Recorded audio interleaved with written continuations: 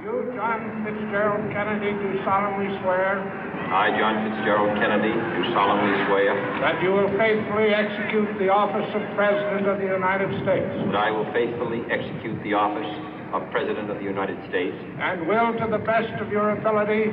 And will, to the best of my ability. Preserve, protect, and defend the Constitution of the United States. Preserve, protect, and defend the Constitution of the United States. So help you God. So help me God.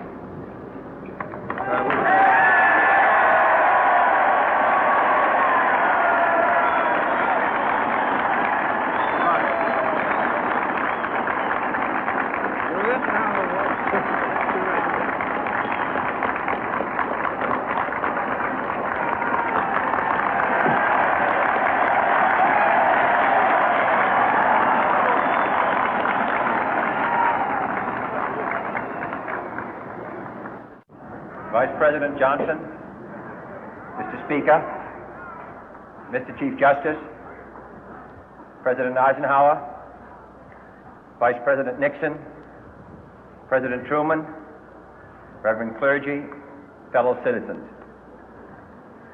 We observe today not a victory of party, but a celebration of freedom, symbolizing an end as well as a beginning, signifying renewal as well as change. For I have sworn before you and Almighty God the same solemn oath our forebears prescribed nearly a century and 3/4 ago. The world is very different now, for man holds in his mortal hands the power to abolish all forms of human poverty and all forms of human life.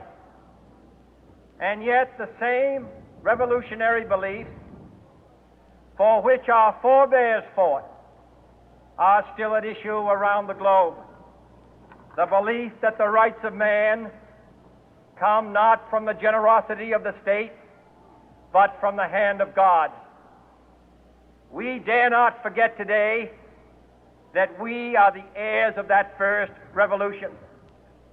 Let the word go forth from this time and place to friend and foe alike that the torch has been passed to a new generation of Americans born in this century, tempered by war, disciplined by a hard and bitter peace, proud of our ancient heritage, and unwilling to witness or permit the slow undoing of those human rights to which this nation has always been committed and to which we are committed today at home and around the world.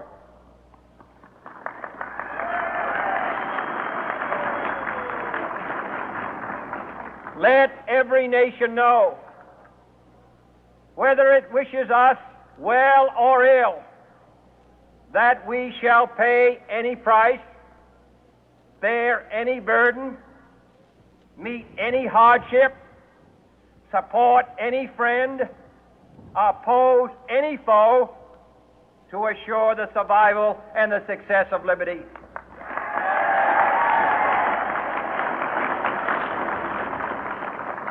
This much we pledge and more.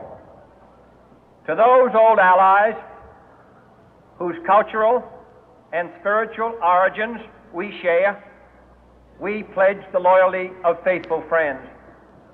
United, there is little we cannot do in a host of cooperative ventures.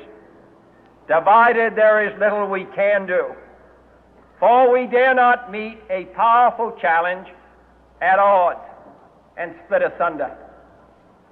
To those new states whom we welcome to the ranks of the free, we pledge our word that one form of colonial control shall not have passed away, merely to be replaced by a far more iron tyranny.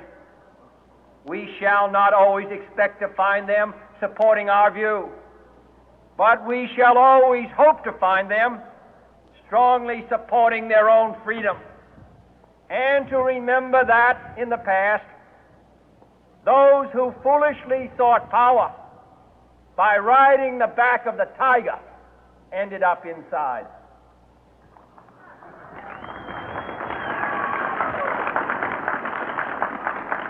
To those people in the huts and villages of half the globe struggling to break the bonds of mass misery, we pledge our best efforts to help them help themselves for whatever period is required, not because the communists may be doing it, not because we seek their votes, but because it is right. If a free society cannot help the many who are poor, it cannot save the few who are rich.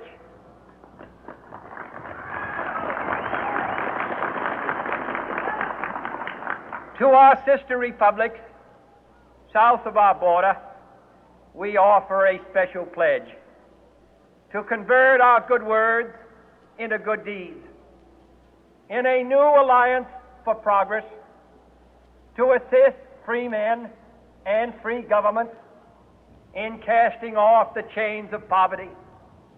But this peaceful revolution of hope cannot become the prey of hostile powers.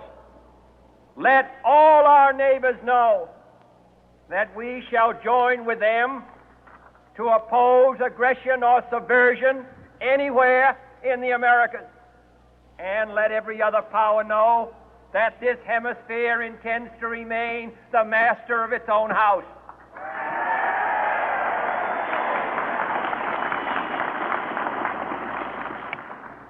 To that World Assembly of Sovereign States, the United Nations, our last best hope, in an age where the instruments of war have far outpaced the instruments of peace, we renew our pledge of support to prevent it from becoming merely a forum for invective, to strengthen its shield of the new and the weak, and to enlarge the area in which its writ may run. Finally, to those nations who would make themselves our adversary, we offer not a pledge, but a request that both sides begin anew the quest for peace. Before the dark powers of destruction, unleashed by science, engulf all humanity in planned or accidental self-destruction, we dare not tempt them with weakness, for only when our arms are sufficient beyond doubt can we be certain beyond doubt that they will never be employed. But neither can two great and powerful groups of nations take comfort from our present course, both sides overburdened by the cost of modern weapons, both rightly alarmed by the steady spread of the deadly atom, yet both racing to alter that uncertain balance of terror that stays the hand of mankind's final war. So let us begin anew, remembering on both sides that civility is not a sign of weakness, and sincerity is always subject to proof.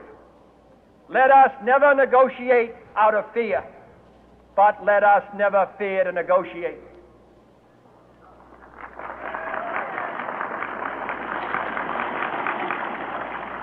Let both sides explore what problems unite us, instead of belaboring those problems which divide us.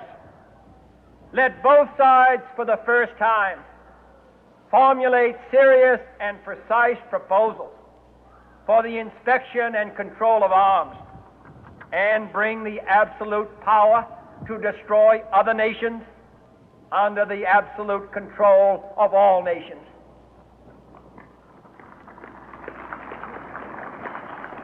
Let both sides seek to invoke the wonders of science instead of its terrors. Together, let us explore the stars, conquer the deserts, eradicate disease, tap the ocean depth, and encourage the arts and commerce. Let both sides unite to heed in all corners of the earth the command of Isaiah to undo the heavy burden and let the oppressed go free.